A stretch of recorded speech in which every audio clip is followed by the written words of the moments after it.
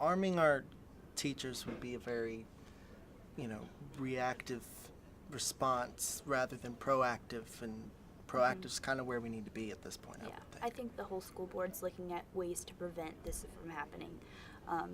And as most of the school board said, it would add another level of complication to the schools that isn't necessarily needed. I think we need to look at getting more resources as far as guidance goes and as far as things that go along with helping our students. At its Monday night work session, the Winchester City School Board had a conversation about their individual thoughts and stances on giving teachers guns, an increasingly vocal proposition following school shootings like the one that killed 17 students and teachers in Parkland, Florida on February 14th.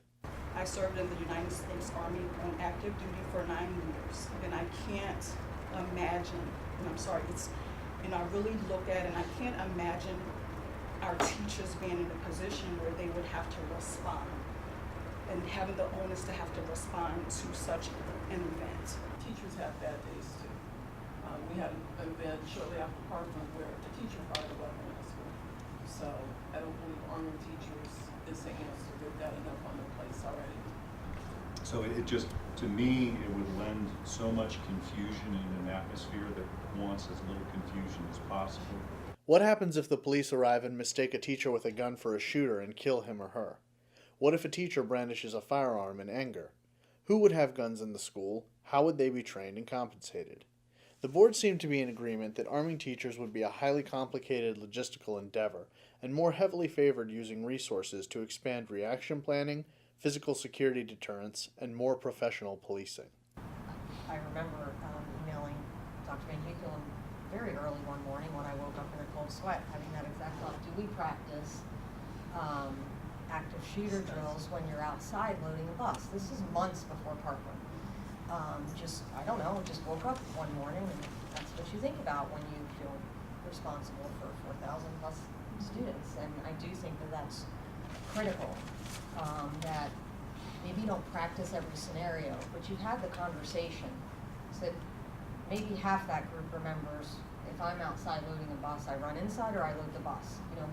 What do I do? Or the cafeteria. Just in those big spaces that you try to practice and you try to repeat language at an age-appropriate level to condition the fight or flight response of where do I go, what do I do? And one thing that I would implore our school systems and systems around the world is that, at least in our school system, how we currently practice a lockdown, which is when an intruder comes in, how we currently practice that is in a block setting where we're in class in our regular instructional time, and that's when we have our lockdown procedures where we'll close the door, lock it, and then put a chest or a cabinet in front of the door to jar the door.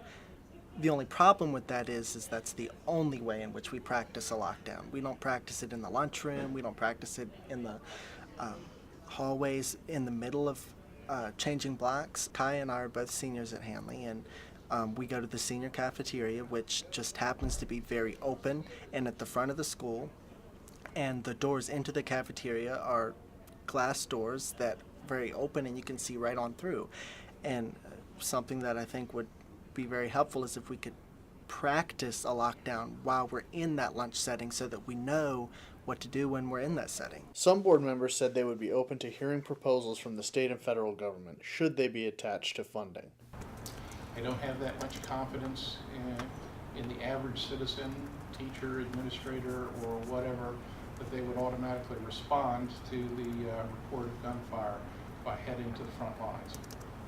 Law enforcement people often have a problem doing that. So it's not a matter of if we had that this would solve the problem. However, I will say this, I would be open to hearing a proposition regarding a security proposal that would include having people in a front office, for example, who are trained and certified, having access to a secured weapon that is in a school so that they would have the ability to defend students if the situation presented themselves and it was possible for them to do it and they were willing to. These conversations are no doubt serious, but Franklin and Fultz said they feel safe in their community. Overall, I think our schools are pretty safe. I feel like when I go to school, I feel safe. I think that every school could do something to prevent, something like that happened in Florida from happening. There's a lot of things that, nitpicky that we could do, but I feel safe going to John Hanley High School and Daniel Morgan and John Kerr and the schools that I visited, I felt are safe, and, any school can do these preventative things to ensure that something like that doesn't happen.